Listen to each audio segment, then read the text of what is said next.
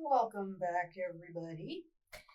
I have what I think is going to be a minimal and something absurd, of course, because what can you say about minimals other than they are absurd? So, this is from a vintage 1970s magazine. I think it was my Popular Mechanics, as I have a whole bunch of those and they provide me with hours of fun. I also have this beautiful photography book, and aside from some really cool focal points, there are some glorious backgrounds. So I think I'm going to use this for a background. And she is definitely something of a focal point, from a W magazine related to a previous video I think you all would have seen by now called Snippy. If not, you will see it soon, but I think it's going to post before this video, and I'll show you that image from Snippy also. Anyhow, 3 pieces qualifies it as a minimal, and I think we should get started.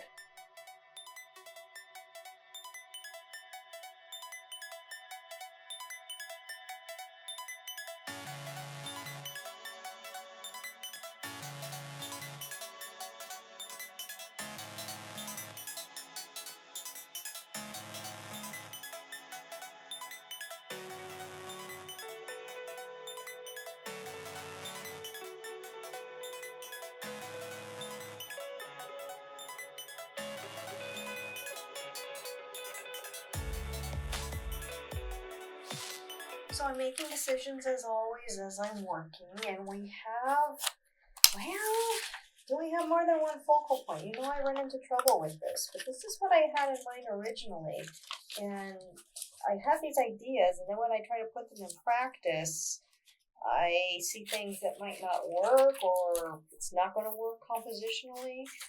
Kind of had the idea for this composition because she would be emerging from this army thing. And I think that looks kind of interesting. I think something like this would work. Obviously, it's not going to be her whole body. I'm going to cut it off so that it's going to be smaller. But because they are both the same size, sort of, it works and it doesn't work. It's cool that they're the same size because then it looks almost realistic. And it's not because they're maybe fighting for recognition on the picture plane. What I do know is that I am going to go ahead and cut her right here. And the question I now have for myself and my audience, where is the focal point? Who is the focal point? I'm going to hang on to this for another collage. I think this might be very interesting. W Magazine is awesome. Great images, nice and big if you like working on with big stuff. But anyway, back to our problem at hand. So actually doing that is even, I definitely want it to look like she is emerging. She reminds me of a young Sigourney Weaver. Yeah. Really cool looking. Okay, so I was thinking something along these lines, maybe overlapping a little bit, and that background is going to be very, very important on this, because it's obviously very technological. We got definitely a really hardcore Cold War vibe going on. And I really want it. Background is going to be super important because it needs to contrast a lot with these two. They contrast obviously because of black and white versus color, and kind of like a muted color at that.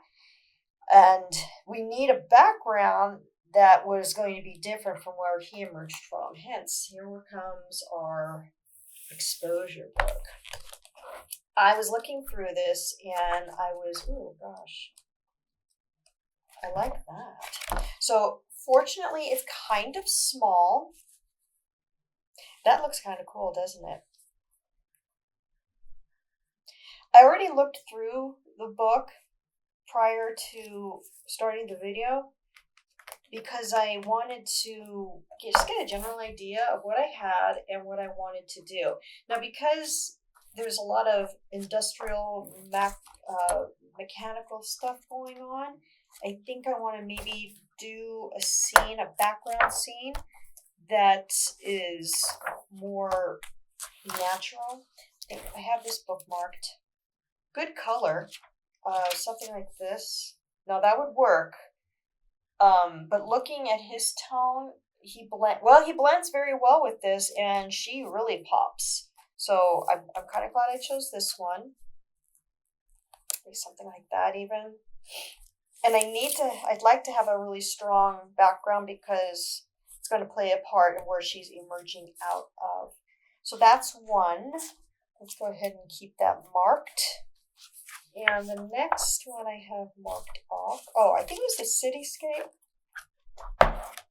Really nice. I think that's New York City. Can't go wrong with a New York cityscape, can you?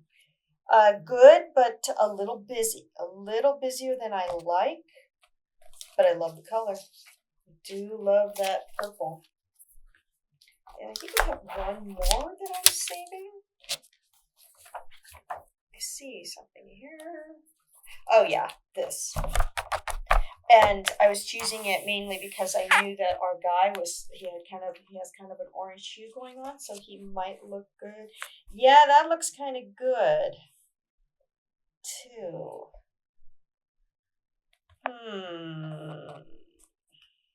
So yeah, this is the fun part, guys. This is when I really love collage. I'm wondering about cutting her even further. So I don't know if I want both of her elbows coming out like this, or maybe something. I think what we did originally was good because it looks like she's kind of crawling out. I don't know about this background though. Hard to tell.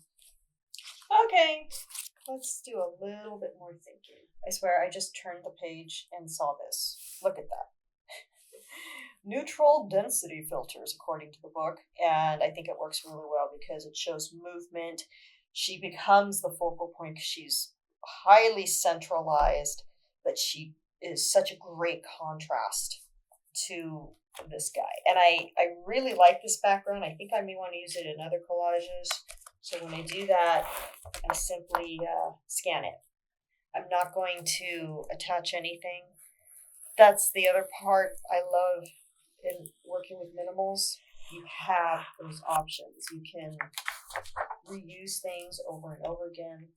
So this book serves me well, and really, really nice tensile strength on these beautiful, beautiful books. But I am going to just pare it down. When I get it into Photoshop, which is what I use, and you can use really any photo editing program that you have access to, like Canva. PowerPoint is wonderful. I really like using PowerPoint actually for photo editing. It's not like Photoshop, but you know what? It's very, very user friendly. Although I will say about Photoshop, as I've shared before, it has gotten to be far more user friendly than ever before. I feel way more comfortable with Photoshop than I ever have.